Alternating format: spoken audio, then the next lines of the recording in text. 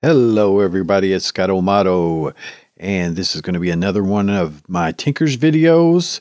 So you notice in the last video that we made this expanded smeltery, the dual layer smeltery, but didn't it seem like something was missing on the top? Well, it was, and we've added it in this video, so let's take a look.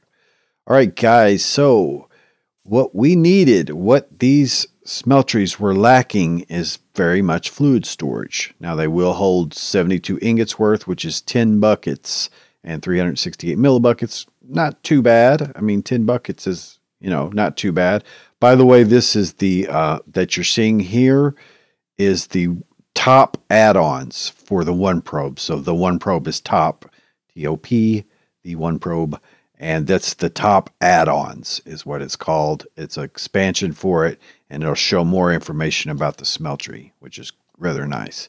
Okay, and also now we are looking at a Tinker tank controller because, again, the thing that was missing here was fluid storage, tons of fluid storage. So we're going to fix that here. Smoke in my face. Right now, so we've got a capacity of 108 buckets with this smallest Tinker tank here. All right, so that's 750 ingots, 108 buckets, and 312 millibuckets. That is a lot. That's a good measure for just this small 3x3x3. And that is the smallest that the Tinker tank can be. And so that guy's really easy to build. Just some seared bricks, and then you've got some put the windows and stuff around if you want, but basically it's just a 3x3. Okay, I'll go that way then. 3x3. Around here you can put windows and what have you. All this whole side could be windows if you wanted, and then a top. Again, any of the materials that can be used in the smeltery can be used here. You just have a single tank controller. Let me see if I have that. Get a controller. Seared furnace. The Tinker tank controller here. Okay. And then we'll just put seared gauges around there. And that'll finish the structure. Now, we don't have any drains here, so, we could put drains anywhere along the outside here. All this whole layer along here is active, unlike the smeltery, and it does have to be squared. It can't be, if I break any one of these sides, it breaks. So it needs this full rectangular enclosure. It can't just be along the sides. So anyway, that's very simple to build, and at its basic level, 108. So that just happens to fit our footprint perfectly here. So that gives us tons of storage space for the different melted alloys, or melted metals, I should say, molten metals. And they don't alloy inside of here. So you can see that I have ardite and cobalt existing fine. Now I do have manulin, but I made the manulin down here. All right, so, I was doing my melting of the items into here, then pulling them down here and mixing them. All right. Now, to facilitate some of the use of the tank, I do have some more of the extra utilities, transfer nodes and pipes. Okay. So basically what I've done is I've put a retrieval node and a transfer node on drains. So on the top I have a transfer node, and on the front face I have a retrieval node on each one of these. So this is the drain for one of the drains on the top smeltery, and this is for the bottom. So this one will just go into the top smeltery there. I really need to separate those pipes, but because I don't want it flowing into this system as well. So I'll show you how to do that. You just use the wrench.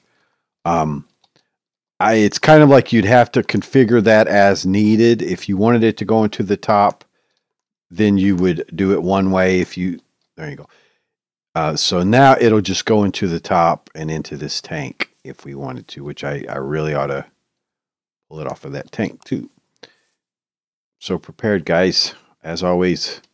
So that will pull it from the bottom smeltery to the top smeltery when this lever is engaged. Okay, so the transfer node, this one is a pulling from the bottom. Now retrieval pulls it into the block. This pushes it out of the block. Okay, and then we have lever here for the retrieval node, and as I said, the retrieval node will push it out of the block.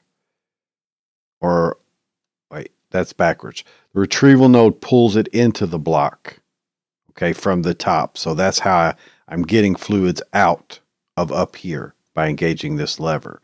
So if I wanted to add whatever to the bottom smeltery, which should be empty, let's just go ahead and add cobalt would be fine. Let's see what we got for empty. We got some ardite. So it would make a little bit of manulin if I did that. So let's go ahead and pull it in. And you can see when you open that it'll have some transfer on. Okay, everybody should be working. Yeah. Okay, so it pulled a bit of cobalt in and then it alloyed it together. Okay, so that's how you pull from that top tank. And then if you want to push the manulin from here into that top tank, then you engage this lever and it'll do that. Actually, it'll push it here into this top tank there, and then you can go from there. So you can decide if you want the top tank to be the one that's using the alloys or not. It'd make the wiring a little bit easier, but at the same token, I could just engage this lever from the second one, and then that would pull it from this second tank in. So just one more step, just depends. I'm thinking it would be best to have this one as the alloy one. Oh, it was pulling the ardite. I do have ardite in this top tank. So if I wanted to get the manulin out, then obviously I'd need to select it down to the bottom and then do that same thing. So anyway, you'll just have to look to see which kind of node you got and how to manage that. Pretty neat system though, ultimately, just because of the amount of storage that you have. So I just would need to let it run longer. But yeah, based on the amount of fluid storage that you have and the ability to combine multiple liquids together, pretty neat, guys, pretty neat setup. And so that's pretty much going to be it for what I'm showing you here, except for I do have, some access here on the back. I do have the ability to drain from tanks, and in another episode, I'm going to show you why that's useful, to be able to pull some of the metals out into tanks. And we're going to be using these vials from the vials mod, and that makes it pretty useful to have exact measurements of what you need. So we can again pull out using these transfer nodes, but we'll also be able to transfer through tanks and get more exacting amounts of doing that. So here's a tank for this smeltery, and there's a tank for the top smeltery to do that. And anyway, that adds the other layer that we needed and the missing element, which is tons of storage. I mean, you'd have to build a huge smeltery to get this much storage available. And this is a very small, compact space. I guess it wouldn't have to be truly huge. Let's look again. That's 10 buckets, so it would have to be 10 times bigger than this, honestly. So it'd have to be 10 layers, it looks like. So it's nice to be able to do that in that compact space and not have the problems with alloying. That's always a problem when you get a big smeltery and you're going to leave your metals in there, is that now you don't have control over the alloying of them as much. So anyway, that's going to be it for this setup, guys. I hope you picked up something. Tinker's Tank's pretty cool. I think I'll do some other future videos on some tricks and stuff with that guy, but I like it. And this is a pretty advanced smeltery now. And so anyway, this is Scott O'Mato. I hope you enjoyed that video. If you did and you picked up something, then please like it and like, subscribe, and join the tribe. And this is Scott O'Mato.